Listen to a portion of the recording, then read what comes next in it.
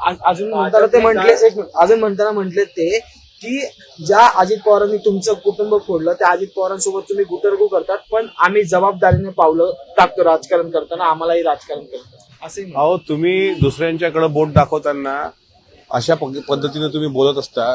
मी तर स्पष्ट माझा आरोप मागही होता, आता ठाकरे कुटुंब फोडण्याचं प्रमुख केंद्रच संजय राऊत आहेत. नाही तर उद्धव ठाकरेजी आणि राज ठाकरे साहेब कधी विभक्त झाले नसते. ते फक्त संजय राऊतांमुळे किंवा शिंदे साहेबांनी जे बंड केलं त्याला कारणीभूत संजय राऊत आहेत. मग आपल्याकडं 4 बोटं असताना दुसरीकडे बोट दाखवायचं आणि राष्ट्रवादीच्या परिवारात त्यांनी नाक खुपसायचं कारण नाही ना. आम्ही आमचा परिवार आम्ही बघून घेऊ. घर कोणी फोडलं की काय फोडलं यानं त्यांनी बोलण्याची काय आवश्यकता नाही.